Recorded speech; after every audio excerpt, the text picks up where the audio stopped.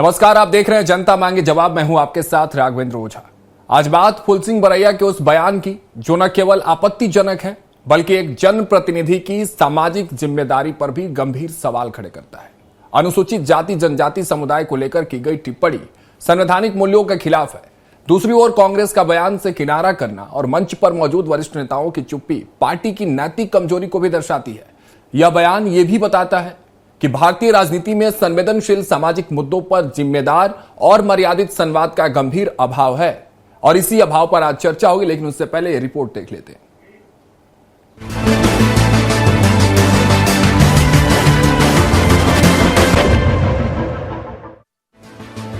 अक्सर अपने बयानों को लेकर विवादों में रहने वाले भांडेर विधानसभा से कांग्रेस के विधायक फूल सिंह बरैया ने एक बार फिर विवादित बयान दिया है।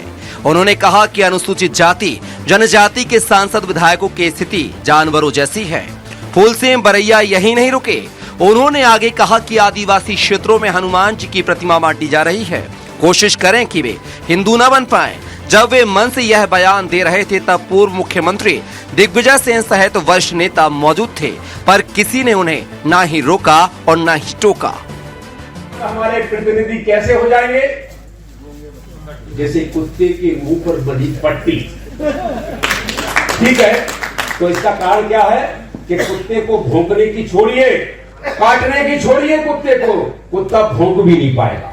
ट्राइब के क्षेत्र में अभी आरएसएस के लोग घुस गए हैं और हनुमान जी की मूर्ति बांट रहे हैं। ये ट्राइब अगर धार्मिक हिंदू बन गया तो समझिए ट्राइब जिंदा ही मर जाए। तो हम कोशिश करें कि हमारा आदिवासी हिंदू ना बन पाए। फूल सिंह बरैया का बयान सामने आने के बाद प्रदेश कांग्रेस ने बयान से किनारा कर लिया है। कांग्रेस का कहना है कि ये उनके व्यक्तिगत विचार हो सकते हैं, इससे पार्टी का कोई लेना देना नहीं है। लेकिन दूसरी ओर भाजपा ने इसे कांग्रेस की सहमति से दिया बयान और मानसिक दिवालियापन बताया है। बयान पर सीएम डॉक्टर मोहन यादव ने भी अपनी प्रतिक्रिया दी है।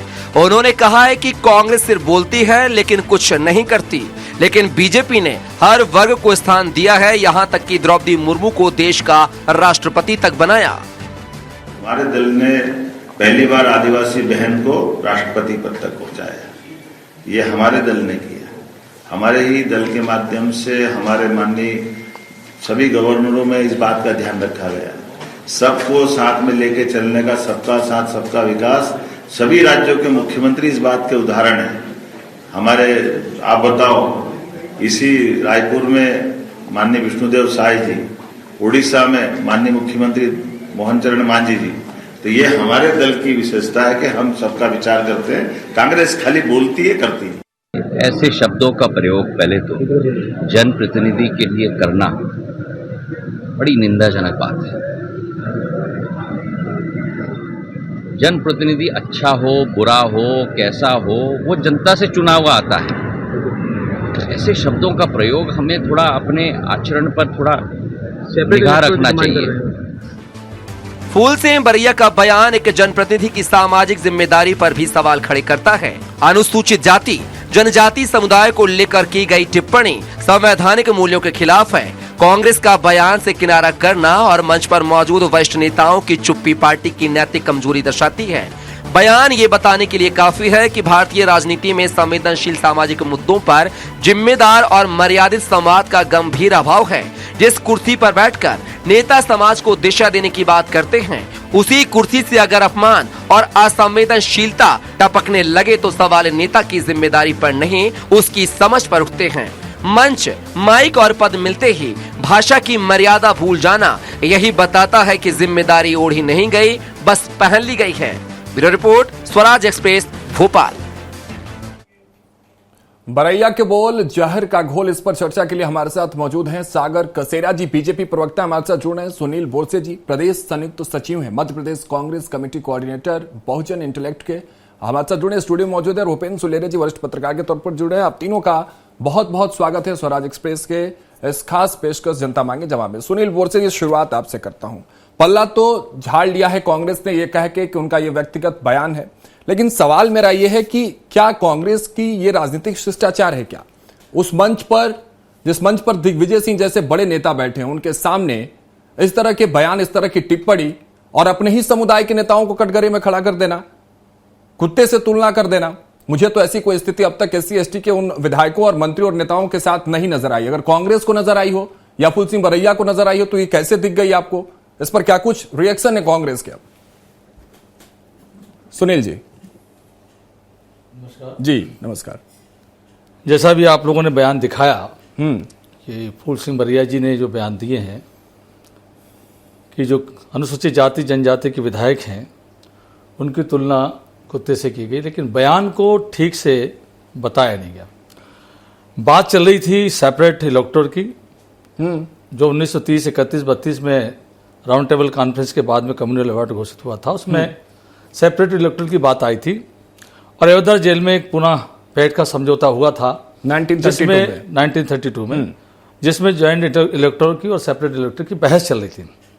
उस बहस में डॉक्टर बाबा साहब अंबेडकर ने बात को कोट किया था कि ज्वाइंट इलेक्टोरल में जो जनप्रतिनिधि अनुसूचित जाति के लोग, जनजाति के लोग रहेंगे वो अपर कास्ट के ऊपर निर्भर रहेंगे। उनके वोटों की वजह से उनके ऊपर डिपेंडेंसी रहेगी, उनके ऊपर निर्भर रहेंगे और यह उनकी ऐसी हालत होगी कि वो काटना तो छोड़ो भोग भी नहीं पाएंगे। और वही संदर्भ में उसी को कोट करते हुए डॉक्टर बाबा साहब अंबेडकर की बात, उनकी व्यथा, जो दुख उन्होंने जताया था, और ये बात नजर भी आती है जहां पर अभी कुछ बातें कही गई। भारतीय जनता पार्टी ने कि राष्ट्रपति मुर्मू जी को बनाया, लेकिन इसी भारतीय जनता पार्टी की सरकार में आदिवासी के ऊपर पेशाब की जाती है, आदिवासी बहन बेटियों की हत्या कर दी जाती है, गड्ढे में गाड़ दिया जाता है, और मध्य प्रदेश अनुसूचित जाति जनजाति के एट्रोसिटीज में अव्वल नंबर 1 पर है। निरंतर घटनाएं घट रही हैं, निरंतर बलात्कार की घटनाएं हो रही हैं, नाबालिग बच्चियों के साथ घटनाएं घट रही हैं। तो हमारे माननीय बरैया जी ने जो बात कही, उस बात को संदर्भ में कहा कि जो लोग अनुसूचित जाति जनजाति के प्रमाण पत्र से रिजर्व सीट से जीत के जाते हैं वो उनके प्रतिनिधि हैं, और अगर उनके ऊपर अत्याचार होता है तो उनको बोलना चाहिए। सुनील जी फिर खुल के कहिए ना कि हाँ जो कहा है फूल सिंह बरैया ने सही है। दोहरा मापदंड क्यों कांग्रेस अपना रही है? दोबारा मापदंड नहीं है, जो बात कही जा रही है, जो कहा सही कहा, और उसके संदर्भ में जो आप अपने पक्ष रख रहे हैं वो रखिए। फिर सही और गलत का नहीं है, संदर्भ है। जिस तरीके से बयान दिखाया जा रहा है वो डॉक्टर अंबेडकर जी के बातों को कोट करते हुए कहा गया कि उन्होंने कहा था, और ये बात कहीं ना कहीं सही साबित होती है। जो अनुसूचित जाति जनजाति के प्रतिनिधि हैं वो अपनी जिम्मेदारी का निर्वाह सही ईमानदारी से नहीं कर पा रहे। आज अनुसूचित जाति जनजाति पर हो रहे अत्याचारों पर विधानसभा में इतने सारे विधायक और सांसद हैं, उनको एक आवाज में, एक सुर में, क्योंकि वो जनप्रतिनिधि अनुसूचित जाति जनजाति के प्रमाण पत्र पर आए हैं, तो उनको उसकी आवाज को बुलंद करना चाहिए। एक चीज और, आता हूं आपके पास, सागर जी आता हूं, आपको काउंटर कर रहा हूं। सुनील जी, पूना पैक्ट का आपने जिक्र किया, पूना पैक्ट में क्या हुआ था, जरा उसके विषय में भी आप जानकारी दे दीजिए। एक तरफ गांधी जी थे, दूसरी तरफ अंबेडकर जी थे। अभी तो आप गांधी जी के नाम पर हल्ला मचाए हुए वीवी राम जी में किस तरह से गांधी जी का नाम ऐड कर दिया गया, गांधी जी इसके विरोध में थे या नहीं? सुनील जी देखिए, तो गांधी जी जब के देश की आजादी के बाद आज के परिवेश में कांग्रेस को क्यों ऐसा लगा कि यह बात सामने रखनी चाहिए? जब सेपरेट इलेक्टोरल सेपरेट की बात हो रही थी तब एक ज्वाइंट एक समझौता हुआ, पूना पैक्ट का जो समझौता हुआ, उसमें एक पॉलिसी बनी।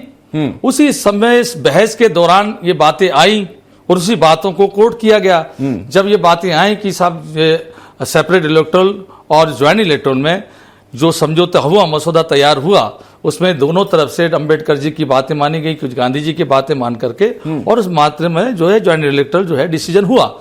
और उसी संदर्भ में जब बहस चल रही थी तो डॉक्टर बाबा साहब अंबेडकर ने ये बात को कोट किया था, और इसलिए कोट किया था कि उनको ये कहना था, क्योंकि बहस चल रही थी सेपरेट इलेक्टोरल की और ज्वाइंट इलेक्टोरल की। उन्होंने कहा कि ज्वाइंट इलेक्टोरल में अपर कास्ट के ऊपर अगर डिपेंडेंसी रहेगी, उनके ऊपर निर्भर रहेंगे, उन्हीं के वोटों से अगर उनको जीतना रहेगा तो निश्चित रूप से वो उनकी बात को जो है मैं इस पर भी आपके पास लौटूंगा, इस पर विस्तार से आपसे चर्चा होगी। सागर जी हमारे साथ जुड़े हैं, भारतीय जनता पार्टी प्रवक्ता। किस तरह से देख रहे हैं सागर जी आप इस बयान को, इस टिप्पणी को आज के परिवेश में? क्योंकि ये कह रहे हैं कि आपके इस राज्य में भारतीय जनता पार्टी के सरकार में आदिवासी जो हैं वो वंचित हैं, शोषित हैं, वो पीड़ित हैं, उनको दबाया जा रहा है। कितनी सच्चाई है और इस बयान को किस तरह से आप देख रहे हैं? राघवन जी, जी आपके संज्ञान में होगा कि मुगलों के कालखंड में जब मुगल कालीन राजा हुआ करते थे और उनके कुछ बयान देश के समाज के हित में निकल जाया करते थे, तो वो अपने साथ रफूबर रखा करते थे।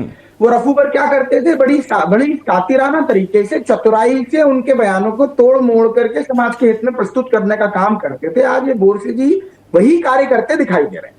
और रफूगरी के चक्कर में इन्होंने उस बयान को जोड़ दिया बाबा साहब अंबेडकर से। तो ये इतना निंदनीय है, इतना घोर निंदनीय है कि मुझे लगता है कि इन्हें बाबा साहब अंबेडकर की निंदा करने के लिए पूरे SC/ST समाज से माफी भी मांगनी चाहिए। मैं आपको बताता हूं उन्होंने क्या बोला। उन्होंने सिर्फ एक बयान नहीं बोला जिसको मैं बोल नहीं सकता, इसके अलावा वो यहां भी नहीं रुके। उन्होंने आगे चल के कहा आदिवासी क्षेत्रों में हनुमान जी की प्रतिमा बांटी जा रही है, कोशिश करें कि वे हिंदू ना बन पाए। ये क्या है कांग्रेस पार्टी कि वो आदिवासी समुदाय से इतनी नफरत करती है, SC/ST से उन्हें इतनी नफरत है कि वो उनको हिंदू ना कहा जाए, वो अहिंदू हैं, इस बात पर बार बार उतारू है। और देखिए दोहरे मापदंड का नजरिया तो यहीं से पता चल जाता है कि अभी बोरसे जी इसको डिफेंड कर रहे हैं और कांग्रेस खुद बोल चुकी है कि ये जो बयान है ये तो हमारा नहीं, उनका व्यक्तिगत है। अब उस मंच पर दिग्विजय जी खुद बैठे थे, न उन्होंने टोका, न उन्होंने रोका, न उन्हें मंच से हटाया और बाद में व्यक्तिगत विचार बोलकर कांग्रेस अपनी मौन सहमति उनके विचारों में दर्शाती है। तो जब ये कांग्रेस इस प्रकार का काम करती है, दलितों आदिवासियों के खिलाफ अपमानजनक शब्द बोलती है, इनका नेतृत्व तो हमेशा उनका बचाव करता है। और क्या गवाह है, दलितों को सिर्फ वोट बैंक इन्होंने समझा, आदिवासियों को सिर्फ डेमोग्राफिक का टूल समझा और उनके आत्मसम्मान पर हमेशा चोट करते रहे, चाहे राष्ट्रपति द्रौपदी मुर्मू रहे या कोई भी, इन्होंने कभी उन्हें सम्मान नहीं दिया। जबकि माननीय बिरसा मुंडा जी स्वयं ये बात कहते थे, आमू आखा हिंदू छे, वो खुद अपने आप को हिंदू होने पे गर्व करते थे। लेकिन आज ये हिंदू आतंकवाद जैसी शब्द को गढ़ने वाली पार्टी के लोग, जब इस प्रकार से इन संवैधानिक संस्थाओं पर सवाल उठाने वाले ये लोग, संस्कृति सनातन संस्कृति पर आज की आस्था पर चोट करने वाले ये लोग जब बार बार ये बात लेकर आते हैं, तो प्रदेश की जनता को सोचना होता है कि इनकी दिशा किस ओर जा रही है। ये देश में विभाजनकारी जो कांग्रेस की नीति है, जो अंग्रेजों के बाद से चली आ रही है, इसे कहां जाके रोकेंगे? ये समुदाय को किस हद तक तोड़ने का काम कर रहे हैं। तो मुझे लगता है कि प्रदेश की जनता बहुत समझदार है और वो इन्हें कभी नहीं माफ करेगी, चाहे दिग्विजय सिंह हो, मणिशंकर अय्यर हो, उदित राज हो और अब ये बरैया जी हो। कांग्रेस की सूची बहुत लंबी है, बहुत लंबी। ठीक है, लौटेंगे आपके पास। सुनील जी आपके पास लौटता हूं। कांग्रेस ने कहा है जो बात सागर जी कह रहे हैं, यही बात यहीं से मैंने शुरुआत भी की थी। आता भूपेंद्र जी आपके पास एक छोटी सी टिप्पणी इनसे ले लूं, सागर जी से, माफ कीजिएगा सुनील जी से। सुनील जी, मौन स्वीकृति है क्या ये कांग्रेस की? क्योंकि कहते हैं ना कि action speaks louder than words तो उनके निकल आए फूल सिंह बरैया जी के, लेकिन एक्शन कांग्रेस के भीतर से कुछ नजर नहीं आया इस पर। इसलिए दोहरे मापदंड का वो सवाल खड़ा होता है। वो है ना, एक शेर है बड़ा मशहूर कि एक चेहरे पे होते हैं कई चेहरे, जब भी देखना उस चेहरे को 10 बार देखना। तो जनता इस तरह से आपको देखने लगेगी फिर अगर एक्शन नहीं इस पर आएंगे तो। सागर जी ने जो बात कही है कि बोल बिगड़ गए हैं और कांग्रेस के नेताओं के बोल बिगड़ते हैं, सागर जी मैं आपको बताना चाहूँगा कि आपके जो बोल बिगड़ने के अंदाज जिस प्रकार से भाजपा के नेताओं के रहे हैं, ये सबके सामने है। अभी इंदौर में ही चल रहा है कि लोगों की मौतें हो रही हैं और आपके विजय वर्गीय जी जो है किन शब्दों का इस्तेमाल कर रहे हैं, कभी इस बारे में गौर फरमाए भारतीय जनता पार्टी ने? क्या उन्होंने भारतीय जनता पार्टी ने ये करके बात करके कि उनके व्यक्तिगत विचार में किनारा कर लिया? क्या उन्होंने कभी इस पर गौर फरमाया? क्या आपके शाह जी ने जो एक आर्मी की जो है महिला पर जो है गलत टिप्पणी करी, इसके ऊपर कभी गौर फरमाया? ये आपत्तिजनक शब्दों का इस्तेमाल करना भारतीय जनता पार्टी के नेताओं का शुरू से कार्य रहा है। बरैया जी ने जो बात कही है, इससे कांग्रेस ने लोगों पर राजनीति करती आई है। सागर जी सुन लीजिए, जब आप बोल रहे थे सागर जी तो मैं कुछ नहीं बोल रहा था। ये सागर जी, ये बीजेपी के लोगों की आदत है कि ना कुछ को बोलने देना, ना किसी की सुनना। पहले सुनने की आदत डालिए, पहले सुनने की आदत डालिए, पहले सुनने की आदत डालिए, रोक रहा हूं आपको, सुनने की आदत डालिए। सागर जी, अच्छे प्रवक्ता की पहचान नहीं होती है, सुनिए बात को सुनना चाहिए। ठीक है सुनील जी, बात जवाब सुनील जी आप भी मुद्दे पर सीधे बात करिए। क्या ये साइलेंस एक्सेप्टेंस है कांग्रेस की जो फूल सिंह बरैया कह रहे हैं? देखिए, ये एक सोशल मूवमेंट का मंच था, ना ये किसी पार्टी का मंच था, कांग्रेस पार्टी का मंच था। एक सोशल मूवमेंट का, आदिवासी सेवा मंडल, डोमा परिसंघ और बहुजन इंटेलेक्ट का एक सोशल मूवमेंट का मंच था। इसमें तमाम सारी पार्टी के नेताओं को बुलाया गया था, ठीक है, और तमाम सारे विधायकों सांसदों को बुलाया गया था। जो भी प्रतिनिधि वहां पर आए उनका वेलकम किया गया था। और जो मंच से बात कही गई तो पार्टी फोरम से तो कही नहीं गई है। सोशल मूवमेंट का मंच था, उस पर हर व्यक्ति को लोकतंत्र में अधिकार है अपनी बात कहने का। ये बात उन्होंने अपनी कही है, वो अपने तरीके से अपने अंदाज से उन्होंने बाबा साहब अम्बेडकर की बात को कोट करते हुए कही है।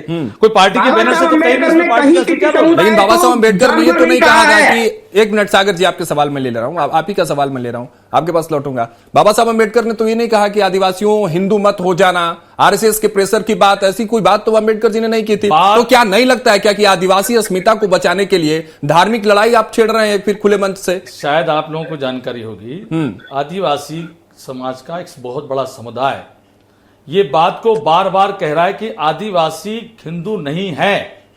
अभी झारखंड की बिरसा मुंडा जी की बात की सागर जी, अभी झारखंड में एक प्रस्ताव पास हुआ है जिसमें झारखंड में कैबिनेट में पास भी हो गया है, जिसमें ममता बनर्जी ने उनका समर्थन भी किया है। और सरना जो आदिवासी धर्म के नाम पर उनको मान्यता मिलने जा रही है, और उन्होंने इस बात को कोट किया है कि हम हिंदू नहीं है, आदिवासी यहाँ का मूल निवासी है, आदिवासी आदिकाल का रहने वाला है, यह हिंदू धर्म तो बाद में आया है, इसलिए आदिकाल का रहने वाला आदिवासी अपने आप को हिंदू नहीं मानता है। और इसलिए उस बात को कोट करते हुए काइंड ऑफ साइलेंस एक्सेप्ट। जल्दी से सागर जी 30 सेकंड। भूपेंद्र जी कब से? देखिए, ये ट्रिपल एम की विचारधारा वाले लोग, M for Marx, M for M और एम फॉर मैं बोलूंगा नहीं, ये 3 एम वाले लोगों की जो विचारधारा है, इसका पूरा समाधान एम फॉर मोदी जी ने बहुत स्पष्ट रूप से किया। कहीं कोई भी आदिवासी समाज अपने आप को हिंदू से अलग नहीं मानता, लेकिन उन्हें बरगला करके हिंदू से अलग करने की ये जो विघटनवादी नीति है कांग्रेस की, ये आपकी सोच इस चैनल के ऊपर एक्सपोज हो रही है।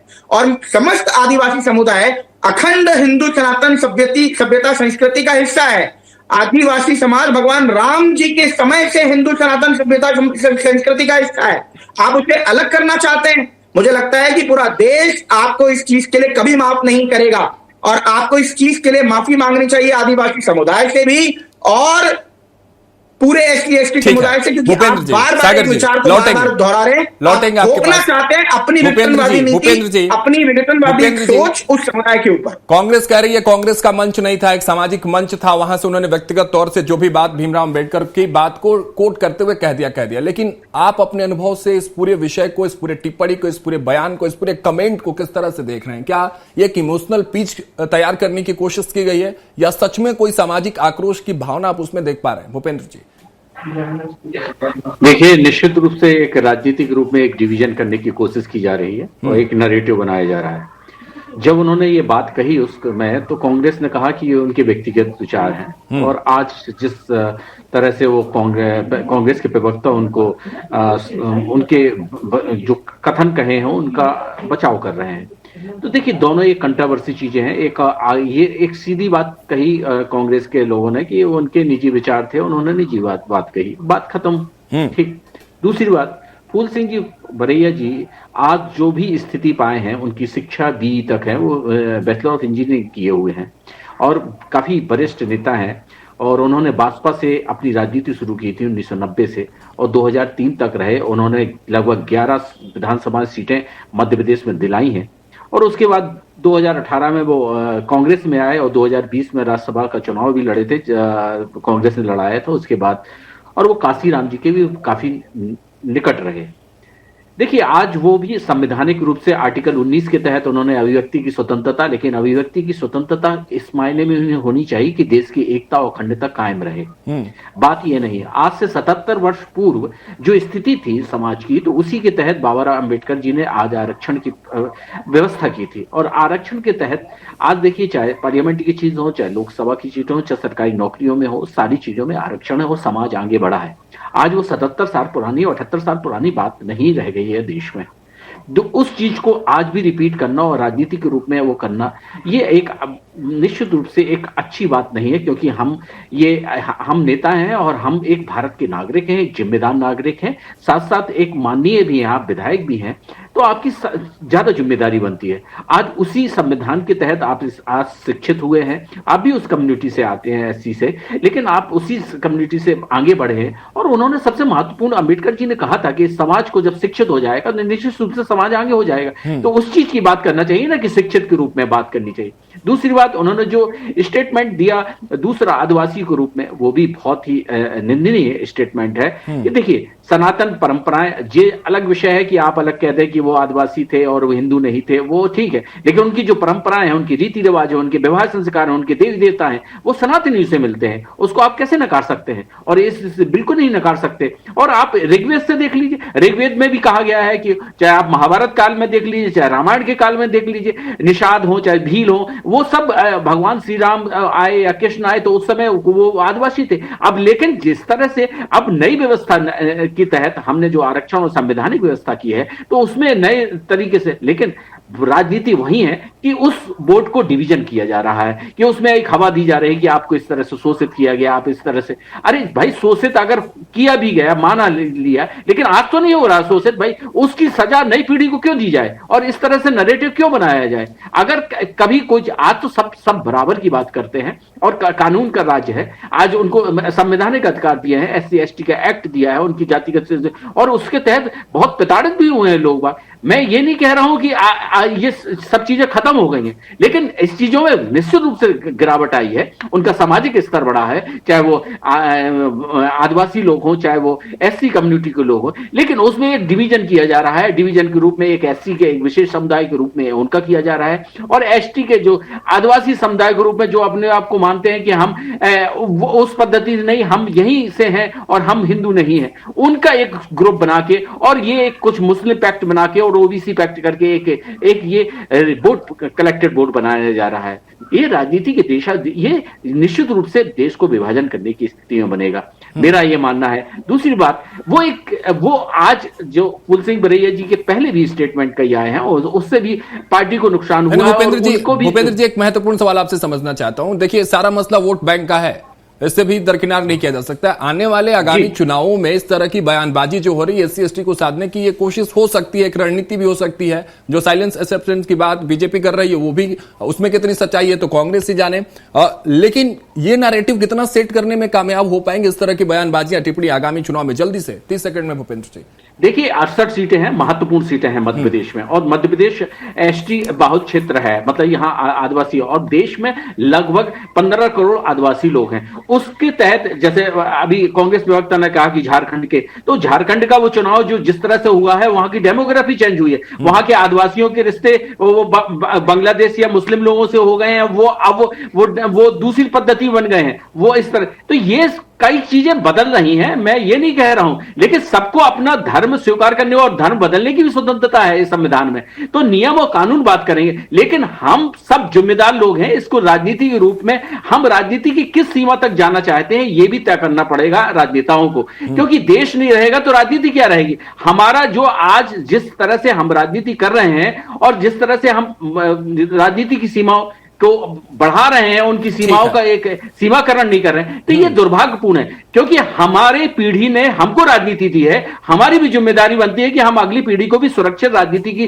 जिम्मेदारी दें, समाज को तोड़ने के साथ साथ ये हमारी जिम्मेदारी बनती है। अब जिम्मेदारी के रूप में आप सागर जी आपके पास आ रहा हूं, उसके बाद सुनील जी, भूपेंद्र जी आपकी बात आ गई और बहुत सटीक तरीके से आपने बात बताई है कि जिस तरह से साधने की कोशिश, चाहे कुछ भी हो, आरोप प्रत्यारोप और बयानबाजियां कुछ भी हो, लेकिन सामाजिक चेतना को ध्यान में रखकर और अपनी आने वाली पीढ़ियों को क्या परोसने उसको भी ध्यान में रखकर बयानबाजी होनी चाहिए। आखिरी कमेंट आपसे ले रहा हूं सागर जी, उसके बाद सुनील जी आप तक लौटूंगा। आदिवासी अस्मिता के आसपास ये पूरा खेल मंडरा रहा है सागर जी, और आरोप आप पर भी लगाया गया है, कहा गया कि इस तरह से वो तस्वीरें आप में साफ नहीं हो पाई है, इसलिए इसकी आवश्यकता है। लेकिन अब भारतीय जनता पार्टी इस बयानबाजी के बाद, इस बयान के बाद क्या कुछ मांग रखने वाली है आपके तरफ से, इस पर क्या रिएक्शन? आखिरी कमेंट, क्लोजिंग स्टेटमेंट सागर जी।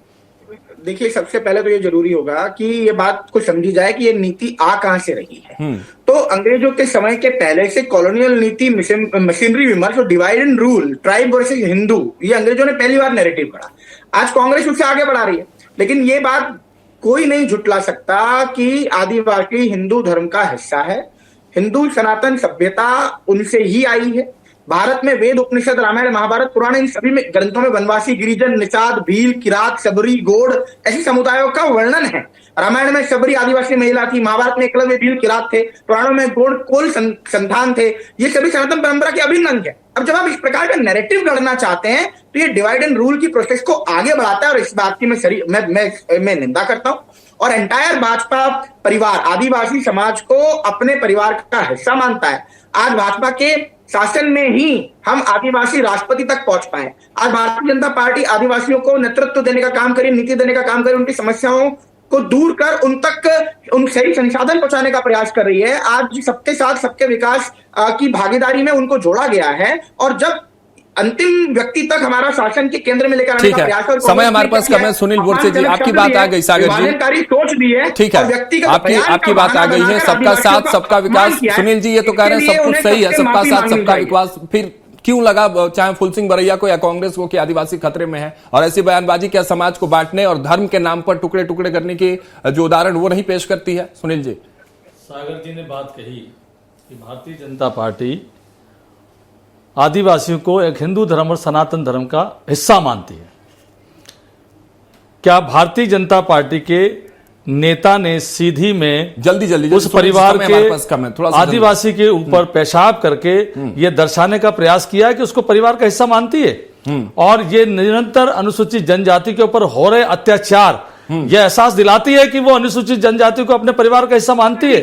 आज उनके पास रोजगार नहीं है, आज उनके जंगल काटे जा रहे हैं। जो आदिवासी जंगल देखिए सागर जी चिल्लाने से हमारे पास टोकने से बात ऐसे नहीं हो पाएगी। ये अच्छे प्रवक्ता की पहचान नहीं है। जब आप बोलते हैं तो मैंने नहीं बोला, ये मेरा समय खराब करने ये आप लोगों को ट्रेनिंग दी जाती है, ये आप लोगों को ट्रेनिंग दी जाती है। कोई बोलते हैं तो समाप्त हो गया, बहुत बहुत शुक्रिया। आप लोगों का चर्चा को समाप्त करना होगा। बहुत बहुत शुक्रिया सागर जी आपका, सुनील जी आपका, भूपेंद्र जी आपका बहुत बहुत शुक्रिया हमारे साथ इस चर्चा में जुड़ने के लिए और आपने अपना समय निकाल के इस चर्चा में उसके लिए बहुत बहुत शुक्रिया। फिलहाल इस चर्चा में मेरे साथ इतना ही। आप देखते रहिए स्वराज एक्सप्रेस।